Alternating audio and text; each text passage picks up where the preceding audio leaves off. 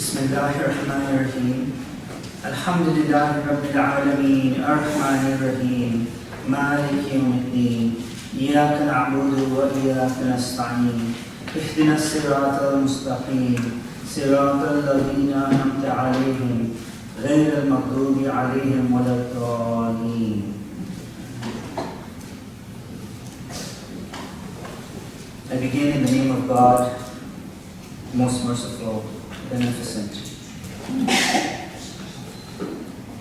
I begin with thanking God, praising God, and I begin by greeting you all with Assalamu alaikum wa rahmatullahi wa barakatuh. Peace be upon all of you and all of us. I want to thank you all for being here.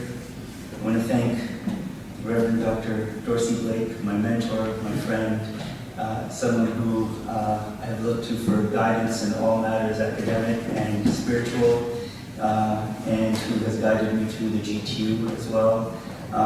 It's a real honor to have this opportunity to share with you some of my thoughts, especially on how Dr. Thurman and Dr. Martin Luther King have reinforced,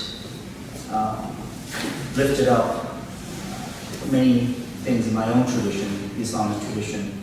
So I'm really, really grateful for this honor. I'm also very grateful to Dr. Benton and to our beloved Aaron Grisel, who I've gotten to know over the last couple of years and just admire his sense of commitment, service, presence.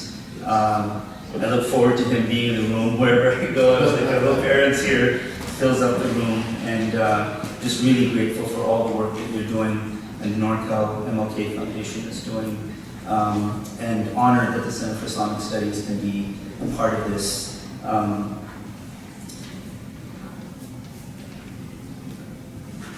want to be able to share with you today, as Dr. Blake had asked me to consider doing,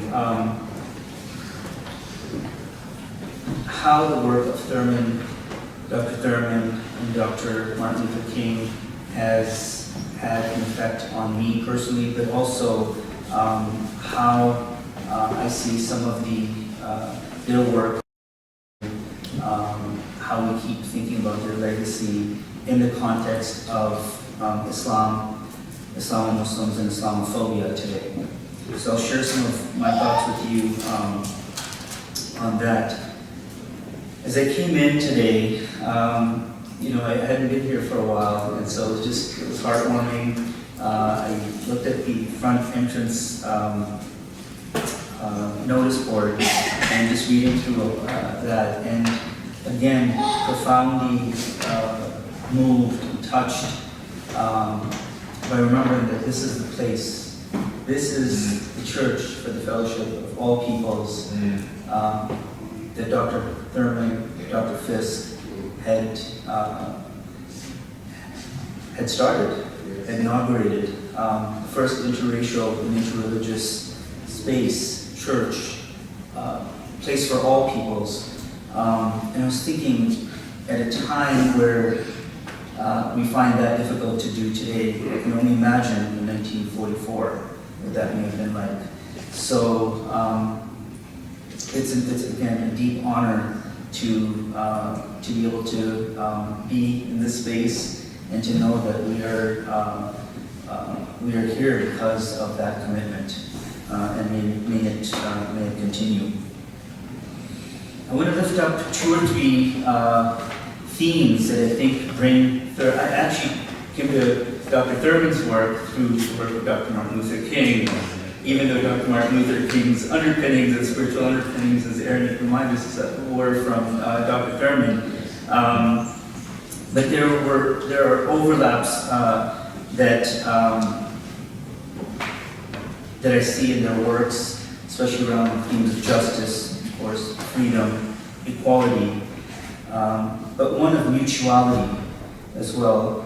And I think both of them came to something that is really profoundly central in the Islamic tradition, two themes which are both also found in their works, themes around justice and the themes around our common humanity.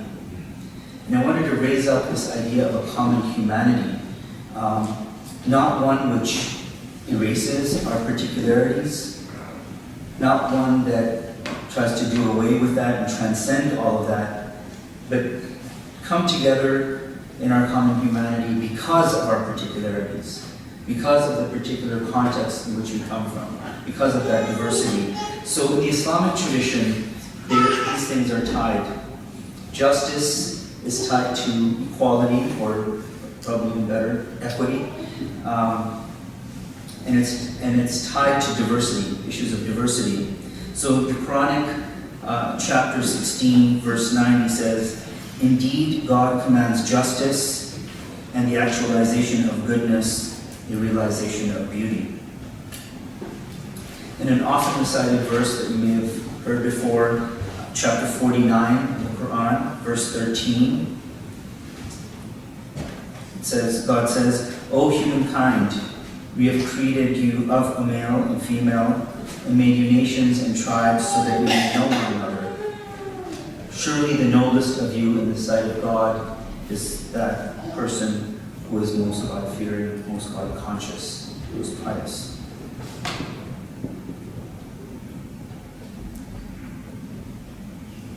I think this is a really important point, an important verse that is so central to many of us as Muslims, in which the larger public may not understand that the idea for us in coming together around diversity is actually a strength. It is part of God's design in being in the world. And this idea of knowing one another is so central. The Arabic in this, the Arabic which is ta'arufu, knowing one another, is actually a mutual act. That we come to know each other through God's diversity, and in knowing each other, we come to know God.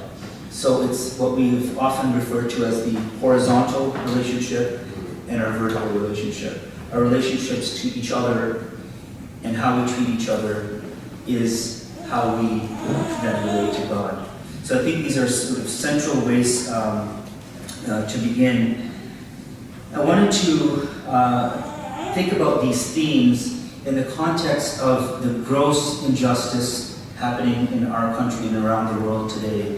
And I want to pivot my talk around what I have been calling, and Dr. Blake asked me to present here today, the 5 media pillars of Islam. So we often don't know the 5 pillars of Islam, but we know the 5 media pillars of Islam and the ways in which Muslims in Islam today gets framed in this country. And I'll go through that briefly and then come back to some closing remarks. What I'm referring to as the 5 media pillars are often the ways in which we come to think about people and traditions through the larger ways in which they are framed and then scripted. So the first frame is the frame of 9/11. 9/11 has marked so much of how we have come to see Islam and Muslims. It's the most dominant temporal frame used in thinking about Islam and Muslims, most certainly in the United States. 9/11 has not only become a temporal frame marking Muslim presence in the public sphere in the United States, but it erases the long history and presence of Muslims in the Americas, forcibly brought over during the Atlantic slave trade over 400 years ago, as Sylviane Diouf and many others have reminded us in their works. It also erases the important history of African Americans, more generally, African American Muslims in the United States, central to understanding America and Islam in America. In addition, 9/11 becomes a way of thinking about the questioning of symbolic power, the Twin Towers as both symbols of global capital and a site of sacredness. The next frame is the frame of terrorism and violence. This is often the predominant frame that we've used, and it's not just for Islam and Muslims today, it's the long history of especially African American Muslims in which they have been portrayed in this country. Through terrorism, through violence, through those who are not patriotic enough, not quite American enough. We can hardly think about Islam and Muslims today without thinking about terrorism or constantly asking Muslims to denounce terrorism.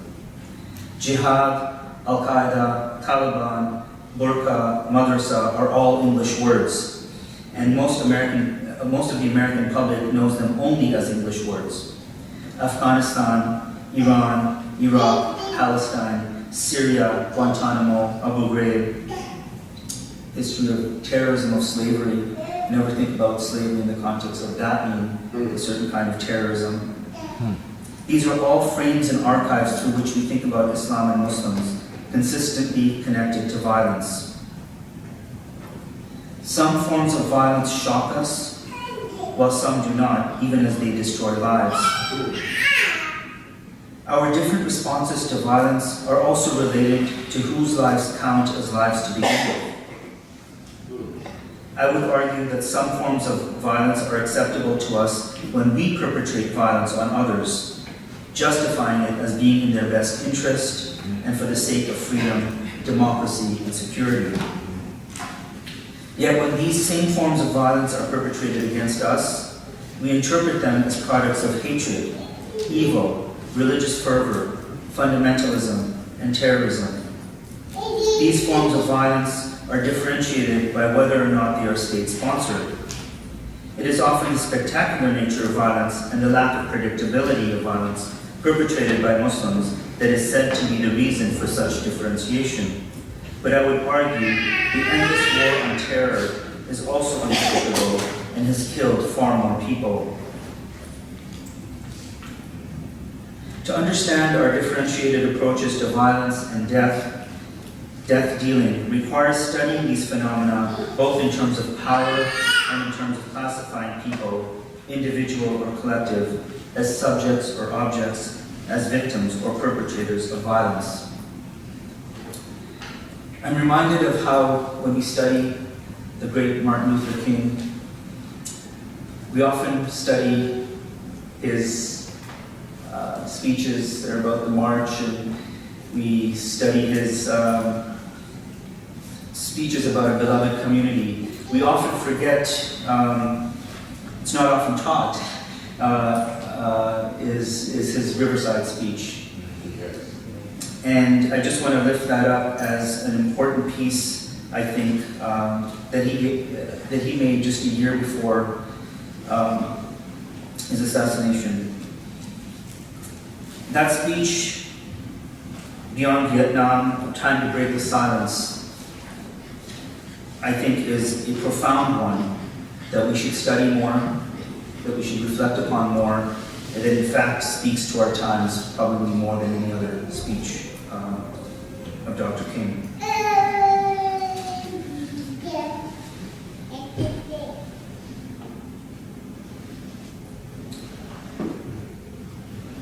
It's not by accident that that's the speech after which Dr. King was no longer seen as a great justice warrior.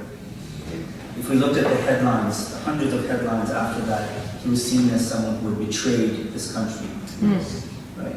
He was seen as someone who could no longer stand for peace if he was also speaking out against war. When he said that the US is the greatest purveyor of violence in the world today, that truth didn't sit too well. When he was able to link the war at home, the war abroad, to the racism at home, that didn't resonate well. Right. So when we talk about the violence and the terrorism, the framing of Islam and Muslims, African Americans in particular in this country, it is nothing new, right? If you talk about peace, you talk about how you were going to be the good patriot, and then shy away from speaking out against war, that's acceptable. But the minute you start doing something, you're off script, that's when things shift. He was able to do something else with that speech, which had a profound impact on me.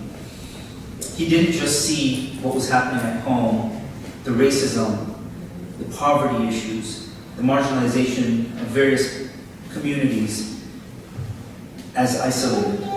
He saw this as part of a global structure of the haves and have-nots, of those who are at war and those who are working for peace. So he was a global citizen. He was able to bring a sense of internationalism to our otherwise very parochial understanding of the world.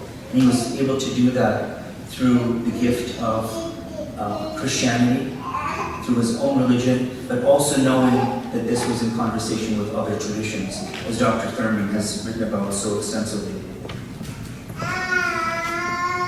The next frame is the frame of Muslim women, and especially around the frame of veiling, Muslim women in veiling and the hijab.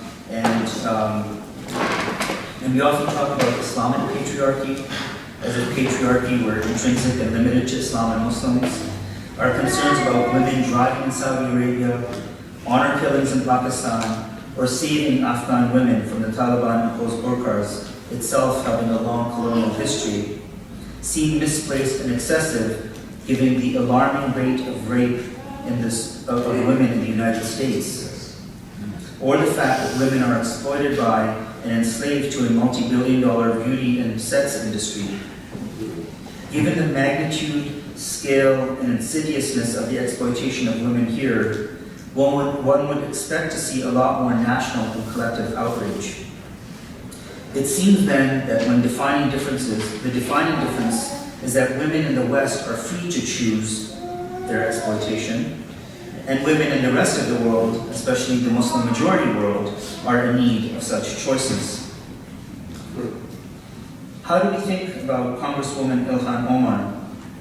It seems momentarily the problem with the oppressed Muslim woman has shifted to women who dare to speak out. Where is the collective outrage at the sexism and racism Congresswoman Omar faces?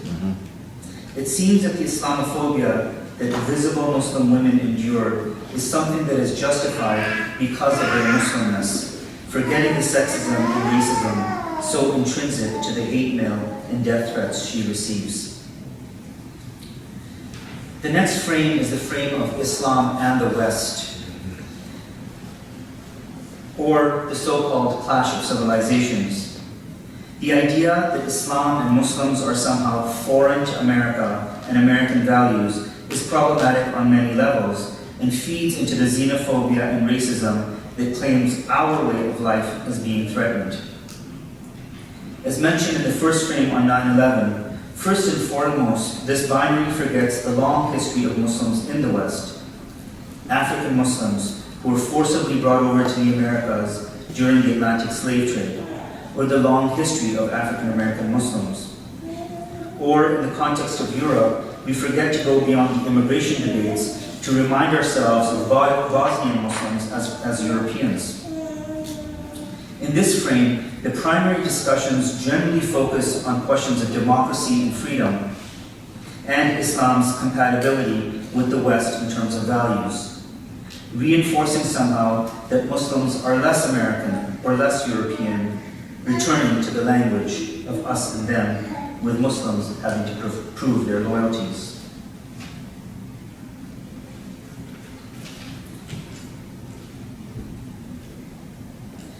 The disciplinary lessons in culture and civility are numerous, and African Americans have experienced this throughout their history.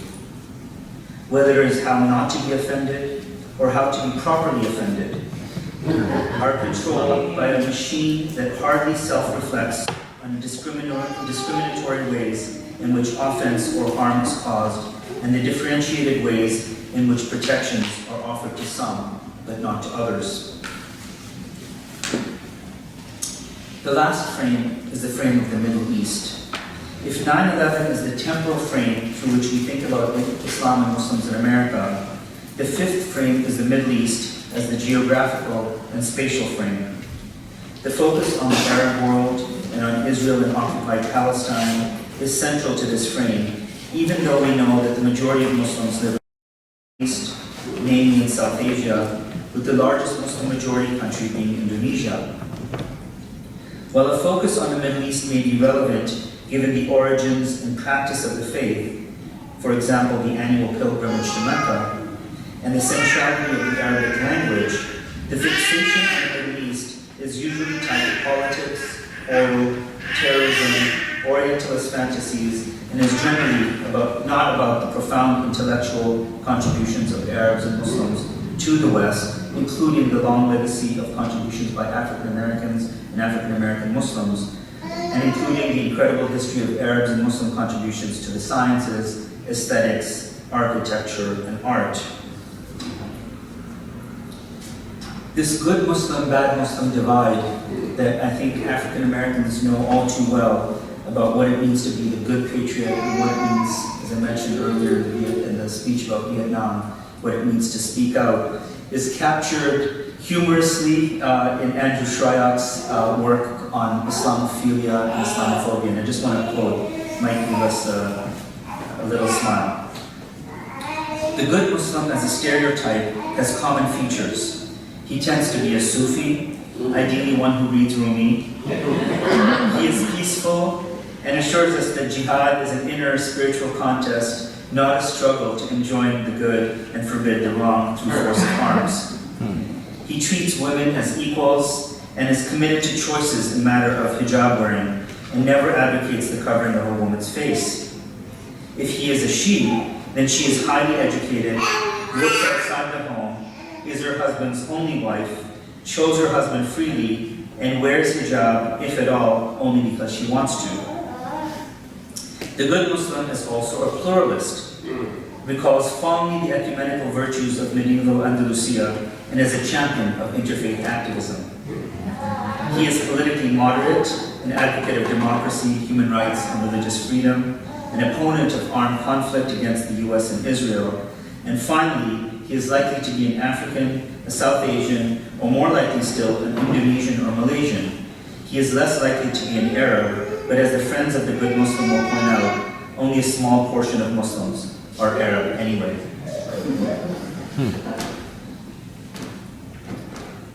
We live in perilous and precarious times, marked by constant violence and war, refugees and displacement, environmental crises, the rise again of white supremacy. I don't think they ever went away. Policing and killing of black people, ethno-nationalism, xenophobia, homophobia, anti-Semitism, and global Islamophobia, including the genocide of the Rohingya in Myanmar, the so-called rehabilitation centers of the Uyghurs in China, the occupation of Palestine, and the degrading situation in Kashmir. The countering violent extremism programs revived like COINTELPRO that we've heard about, and the surveillance against African American communities, churches, are now extended to the surveillance and securitization of Muslim communities in the United States, the monitoring and curtailing of religious and academic freedom, and the consistent underrepresentation and misrepresentation of Muslims in mainstream media, politics, and beyond. In this post-truth era of alternative facts, we must resist fear, rage, and the rise of white supremacy in the United States and Europe.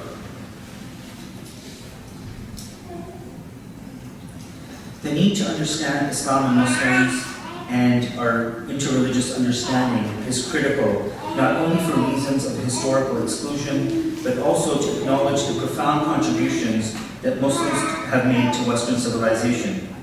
Islam is also an American religion, right here from the time African Muslims were enslaved in the Americas during the Atlantic slave trade. And there is a long struggle and rich history of African Americans and African American Muslims included in that who have upheld the faith. Islam and Muslims make significant contributions to how we collectively reflect upon ourselves in profoundly new ways in the interreligious context where we live our faiths. Islamic studies is not just an add-on to how we think about and teach and practice interreligious studies, it is integral to these. We need to study and reflect on the Islamic tradition in its own specificity and history, and we need to do so in the context of mutually constitutive histories.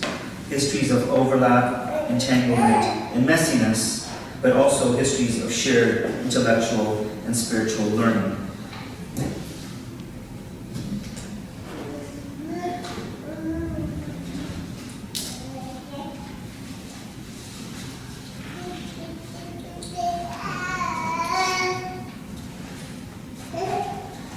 I want to end with just thinking about what I've shared here with you today as not necessarily a specific problem that is just Islam and Muslims. Right? The problems that we're facing around Islamophobia are inherently tied to other kinds of discrimination, racism, homophobia, anti-Semitism that we're seeing. I think the history of the African American Black intellectual tradition, spiritual tradition, activist tradition, aesthetic tradition provides us a kind of moral compass in this country.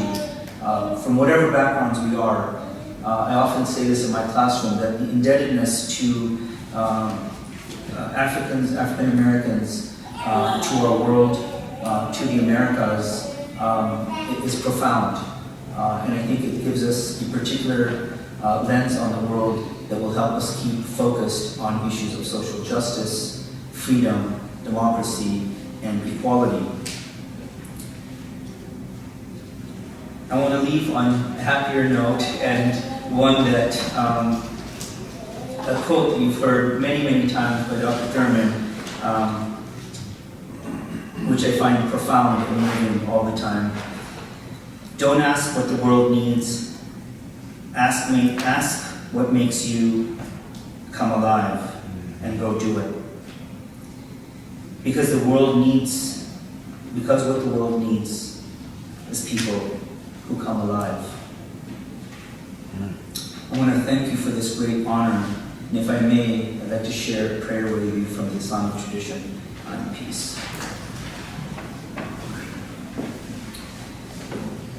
Bismillahirrahmanirrahim.